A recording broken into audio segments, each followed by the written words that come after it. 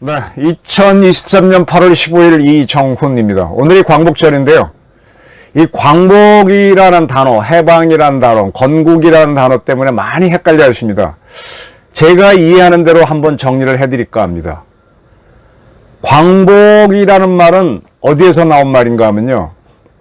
여러분들 중국의 사자성어 중에 형설지공이란 말이 있죠.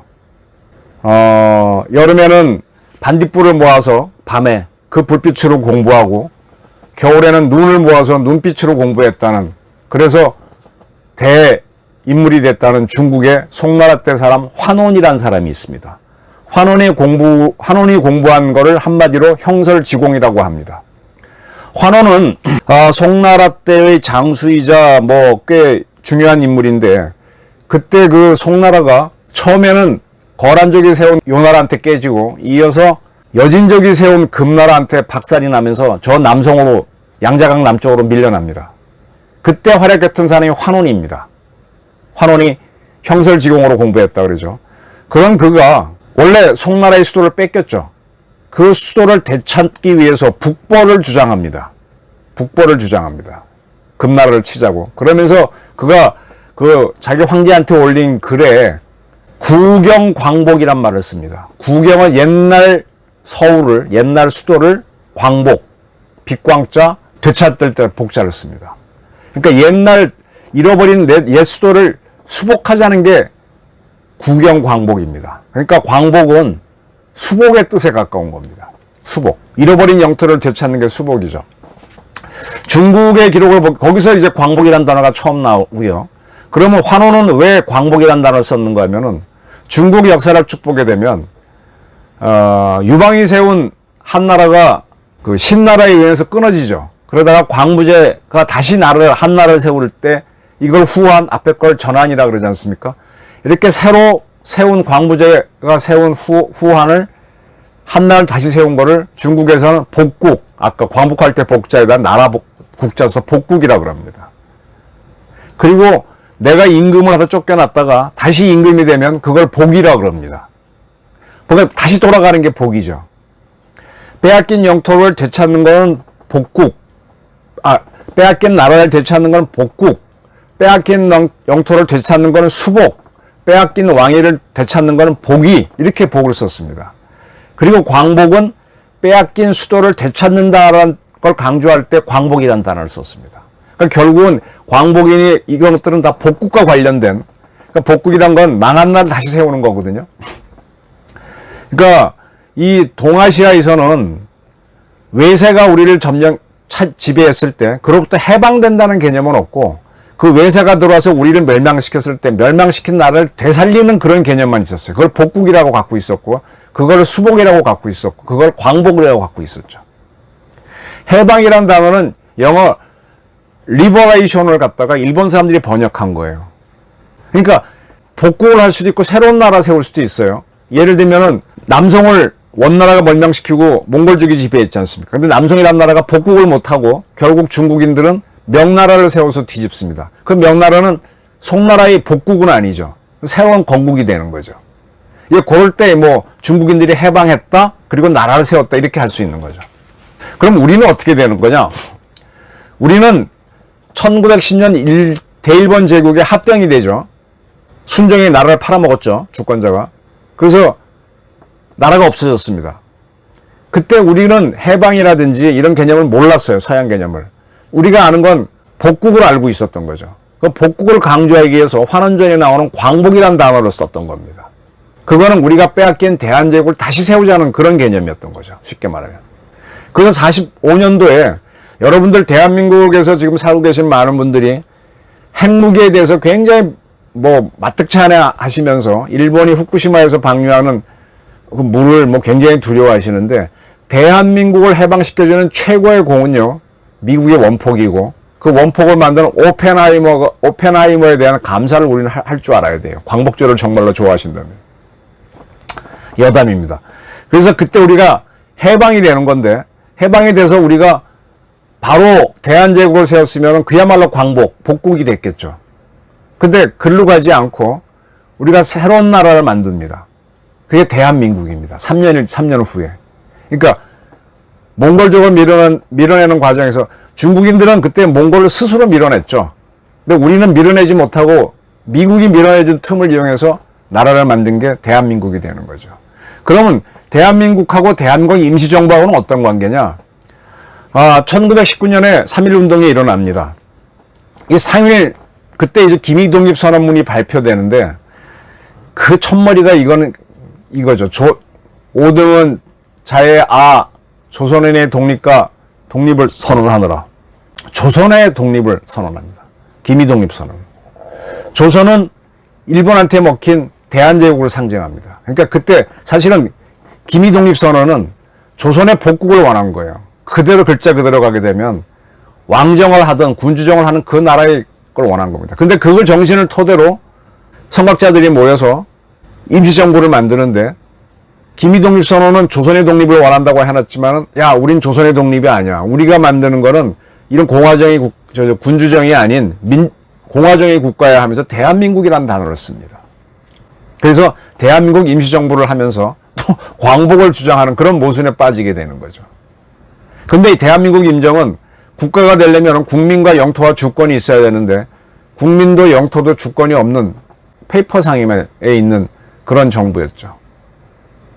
그 정신을 이어받아서 1948년 우리가 대한민국을 세우는 겁니다. 그래서 48년이 진짜 우리의 건국철입니다.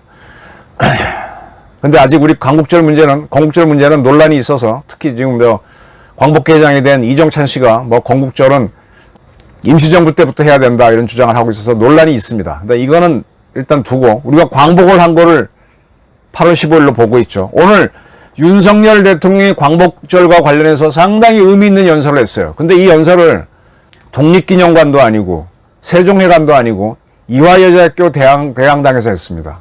뜻밖인데 이건 아마 장소 섭외가 좀 잘 안 됐던 것으로 알고 있습니다. 독립기념관하고 세종회관 같은 데가 다 서전 얘기가 안 됐던 것 같아요. 그래서 이제 이화여대에서 했는데 이화여대는 윤 대통령 어머님이 나오신 데고 거기서 한때 강의도 하셨다고 하는 데죠. 여기서 윤 대통령이 아주 과감한 연설을 했습니다. 아주 중요한. 우리 안에 공산 세력이 있다. 이 공산 세력을 없애겠다. 그리고 패전한 이후 새로 만들어진 패전하기 전에 대일본 제국은 우리한테 명백한 적이죠. 근데 패전 이후 미 군정을 거쳐 태어난 일본국은 우리의 파트너다라고 분명히 얘기했습니다. 자, 이건 굉장히 중요한 이야기입니다. 저는 윤 대통령이 법학을 하신 분들이 정치학을 한 보다가도 더 이렇게 정치한 면이 있어요. 왜냐하면 하나하나 문장을 따지는 그런 습성이 있기 때문일 수 있는데 이 동맹을 하려면 가장 중요한 게 공동의 적이 있어야 돼요. 내가 다른 나라하고 동맹을 맺으려면 그냥은 안 맺어요. 그냥 무역 거래나 할 수 있고 사이좋게 지낼 수는 있지만 동맹을 하려면 공동의 적이 있어야 돼요. 이 적이 나도 위협하고 얘도 위협해야만 이 친구하고 나하고 동맹이 될 수 있는 거예요. 지금 우리하고 일본국이 동맹이 될 수 있는 건 북한이라는 위협 때문입니다. 또 미국하고 우리가 동맹이 된 것도 소련, 과거의 소련, 중국, 북한이라는 적이 있기 때문이에요. 나토도 과거의 소련, 바르샤바 조약이고 그런 게 있기 때문에 동맹이 만들어진 거고. 그죠? 근데 일본은 자기네 헌법에 따라서 미국을 제외한 어떤 나라도 동맹을 못합니다. 그러니까 윤 대통령이 일본은 동맹까지라고는 얘기 못하고 파트너다라고 얘기했죠. 그리고 민주주의 운동과 인권운동가, 진보주의 행동가로 위장한 공산 세력이 우리한테 있다라는 얘기를 했습니다. 윤 대통령이 굉장히 잘 잡은 거는 동맹의 핵심은 공동의 적이 있어야 되는데 일본하고 우리 미국은 공동의 적을 갖고 있으니까 같이 갈 수 있고 동맹이고 파트너다라고 얘기했고 우리 사회에는 인권운동가, 진보주의 행동가, 민주주의 운동가, 민주주의를 차용해서 쓰는 공산 세력이 있다라고 그랬습니다. 이러한 공산 전체주의 세력, 그 맹종 세력, 추정 세력들에게 속거나 굴복해서는 안 된다라고 강조했습니다. 이 연설을 보게 되면 메카시가 떠오릅니다. 메카시 의원이 그때 뉴욕타임스인가를 들고 들어가서 왜 국회 안에 소련을 따라가는 세력들이 있다. 뭐 있다라고 하면서 메카시 선풍을 일으켰죠. 아마 윤석열 대통령이 오늘 연설은 메카시 의원이 얘기한 것만큼 강력한데 메카시 선풍 같은 건 일으키지 않을 거라고 봅니다. 그러나 일으킬 수도 있어요. 왜? 문재인을 비롯해서 문재인 정권에 숨어있던 그 많은 주사파들을 속가내기 시작한다면 바로 윤석열 이즘이 되는 거죠. 메카시즘이 되는 거죠. 윤 대통령이 이런 연설을 하고 이제 미국으로 가서 캠프 데이비드에서 미국 대통령 또 일본 수상과 일본 총리와 같이 한미일 정상회담을 합니다.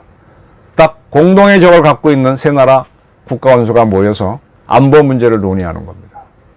저는 꾹 이렇게 기자를 하면서 또 약간의 공부를 하는 학자를 하면서 보다 보니까 가장 중요한 거는 역시 정치예요. 특히 국제정치. 우리처럼 세계 중심 국가가 아닌 나라들은 외풍의 영향을 받으니까. 그래서 이기는 연합에 서야 되고 거기에서 정치가 결정되면 정치의 틀 위에서 경제 공동체가 만들어집니다. 이 정치를 국제정치를 잘못해놓으면 경제가 계속 삐걱거리게 돼요. 지금 우리가 오늘 보도를 보니까 한국과 일본 사이에서 한국이 늘 앞섰던 게 역전됐다. 일본이 앞섰다라는 보도가 있었어요. 25년 만에 최초 일이다. 뭔가 봤더니 성장률이 일본이 1%가 넘고 한국이 0.65%밖에 안 된대요. 아, 성장률이 일본이 우리를 앞섭니다. 지금 우리 경제가 계속 지금 안 좋아요. 이게 뭔가 하면 문재인 정권이 하도 엉망으로 만들어 놓고 경제를 끌고 나가는 거는 결국은 있는 사람들이 써야 돌아갑니다. 근데 그 사람들 세금을 많이 거두고 하니까 이 사람들이 안 쓰고 하다 보니까 경제가 위축이 되고 그 여파가 지금까지 이어지고 있는 거죠. 근데 일본은 서서히 빠져나오는 모습이고. 그래서 이걸 하려면은 문재인주의, 공산주의 세력 이런 사람들을 일단 제거를 해야 돼요. 미국도 메카시가 그렇게 선언을 하고 나서 그런 세력들을 미국의 FBI가 잡아들이기 시작하면서 혼란을 피해 나가게 되는 거죠. 그리고 지금의 미국이 만들어지는 겁니다. 물론 메카시는 나중에 정신병까지 앓고 굉장히 스트레스를 받았습니다.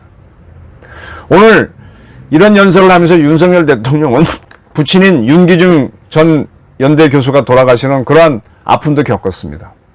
저는 윤석열 대통령이 이제 헷갈리면 안 되는 거죠. 물론 뭐 항상 기준이라는 게 명확하진 않지만 그래도 헷갈리면 안 되죠. 또박또박 가야 되는 거죠. 가면서 하나씩 대한민국 사회의 민주주의로 위장해서 들어와 있는 오늘 조선일보의 송희달 기자가 대한민국을 망친 3대 지식인으로 이영희, 변영윤 그리고 신용복을 썼던데 딱 지적했던데 맞죠?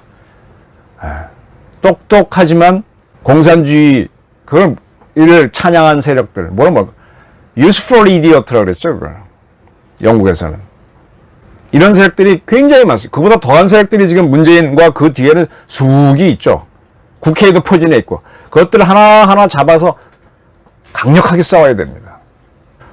캠프 데이비드에 갔다 오고 난 다음에 윤 대통령이 어떤 행동을 할지는 좀 지켜봐야 되겠지만 하나하나 연설을 하면서 공산주의는 안 된다. 동맹은 이것이다. 일본에 대한 식견 딱딱 얘기하는 거 보게 되면 참 맥은 잘 잡아나가는 것 같습니다. 부친상을 당한 거에 대해서 위로의 말씀을 드리면서 이 안보 문제를 확실하게 정리를 하고 이어서 경제 문제도 풀어서 조금 어려운 우리 민중들의 경제 문제가 또 안보 문제가 풀려나가게 될 수 있도록 해주기를 기대합니다. 아울러 문재인 정권이 새만금 공항이니 또 뭐 항군이 쓰잘데없이 인민의 인기를 얻겠다고 던져놓은 그런 포퓰리즘 같은 거는 딱딱 잡아서 중단시키는 그러한 단호한 조치도 취해 주실 것을 악망하는 바입니다. 경청해 주셔서 감사합니다.